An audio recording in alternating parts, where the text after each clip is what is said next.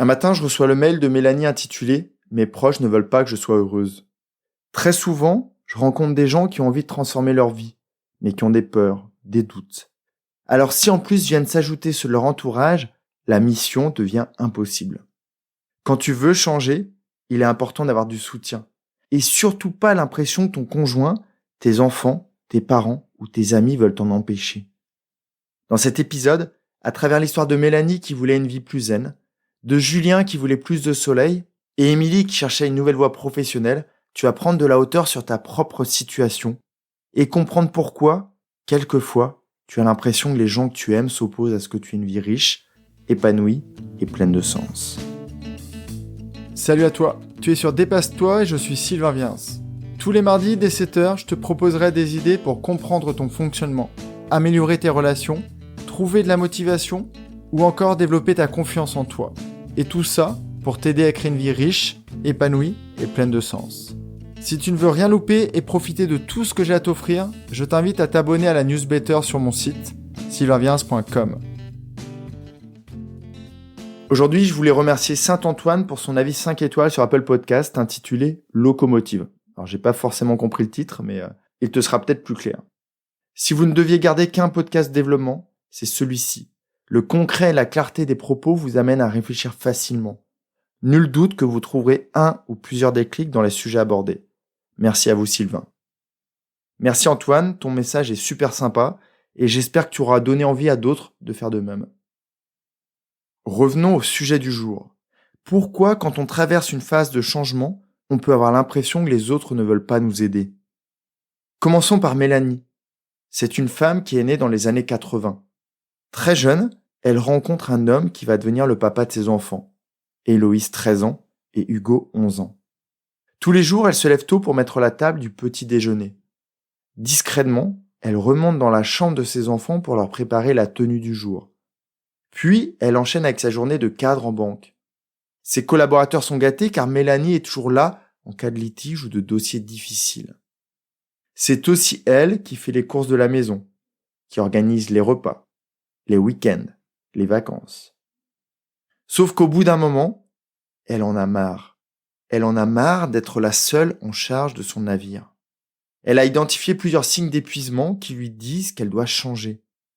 Elle a envie de déposer sa casquette de capitaine.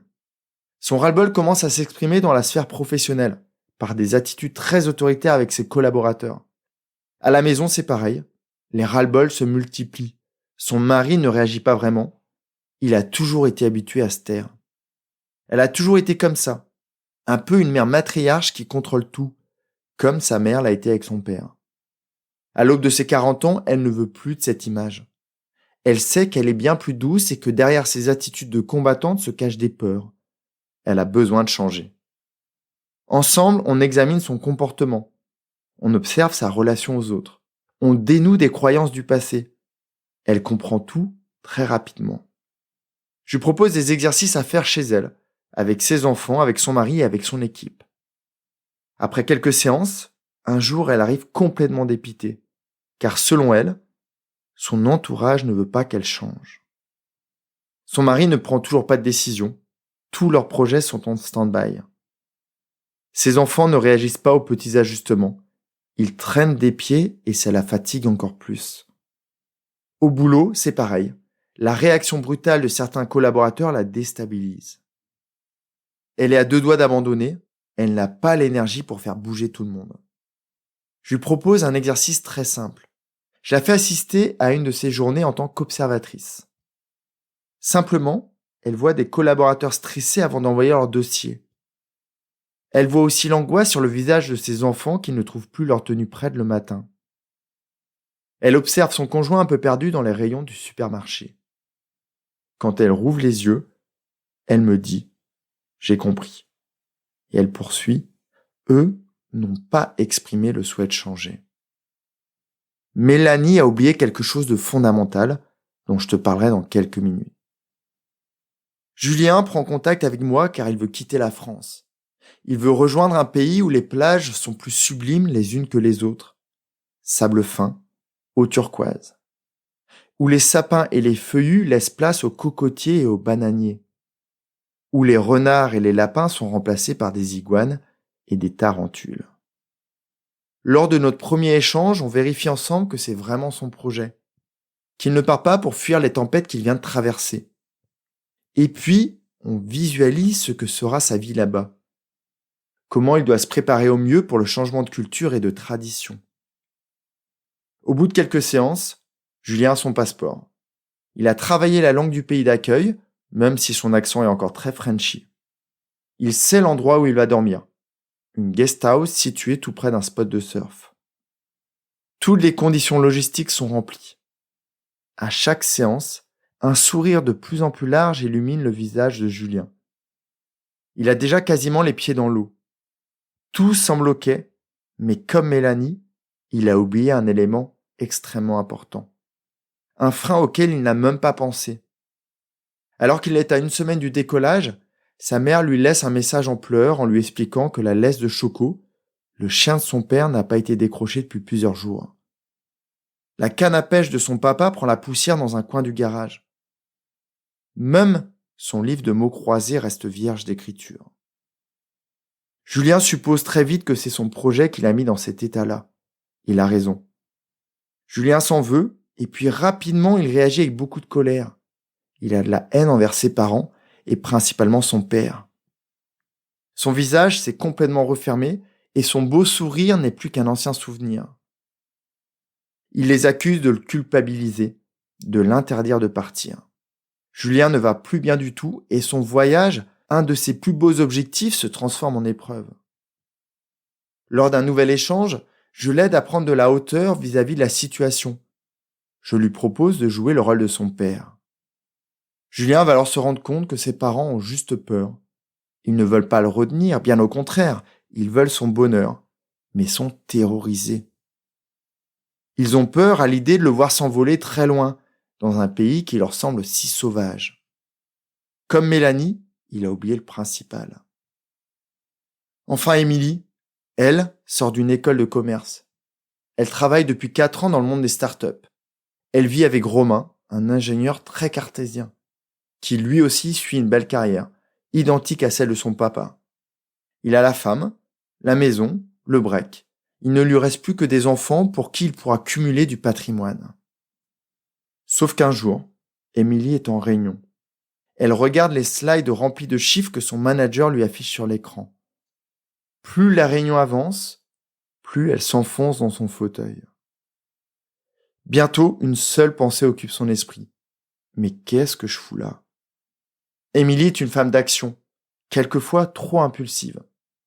Elle se lève de la réunion, se dirige vers son bureau, ouvre son ordinateur portable, clique sur son logiciel de messagerie.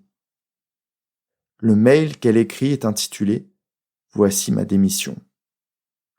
Le soir, après un tour dans le parc de son quartier, elle rentre chez elle. Elle s'assit sur son banc de méditation. Il trône dans son coin lecture. Elle attrape un bouquin sur l'écologie et attend sagement le retour de Romain. Il est très étonné de la retrouver là et reste bouche bée quand elle lui raconte sa journée. Sa réaction est sans appel.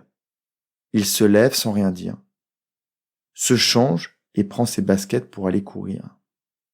Impossible d'en parler avec lui. Pendant plusieurs jours, ils ne s'adresseront même plus la parole. Émilie vit très mal la période et elle ne comprend pas que son chéri puisse préférer qu'elle reste dans un métier où elle dépérit. Après un premier échange ensemble sur le contexte, on parle des sentiments qu'elle ressent.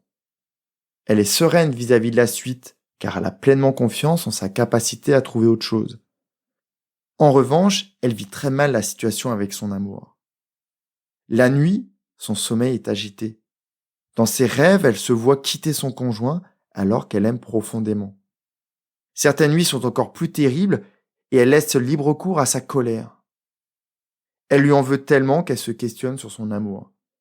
Elle aimerait avoir du soutien, qui lui propose des moments sympas pour la projeter vers la suite, mais elle se sent bien seule le soir de son côté du lit.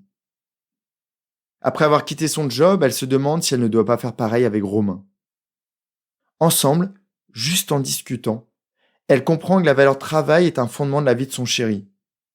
Et qu'en démissionnant, Émilie a mis un coup de pied énorme dans son système de valeurs.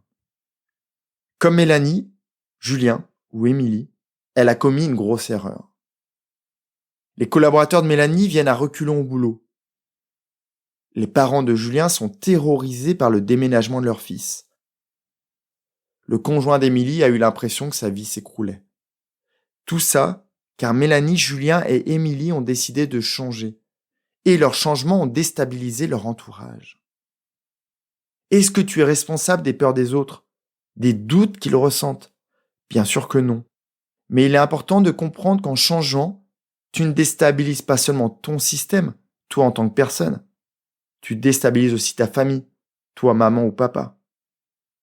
Ton environnement professionnel, toi manager ou collaborateur. Mais aussi ton couple, avec ton conjoint ou ton amant. Quelquefois, le système est tellement déstabilisé que tu peux penser que ta femme, ton père ou tes amis ne t'aiment plus, ou qu'ils essayent de te faire du mal. Mais en fait, c'est juste qu'ils n'ont pas compris pourquoi le système est en train de se transformer. Dans la lettre de jeudi, je vais te donner de précieux conseils pour que tu changes avec l'aide de ceux qui t'entourent. Là, tu peux commencer tout de suite par les rassurer en leur partageant cet épisode et en leur évoquant le fait que tu as décidé d'être plus heureux et épanoui. Peut-être que d'eux-mêmes, certains te demanderont s'ils peuvent se joindre à toi.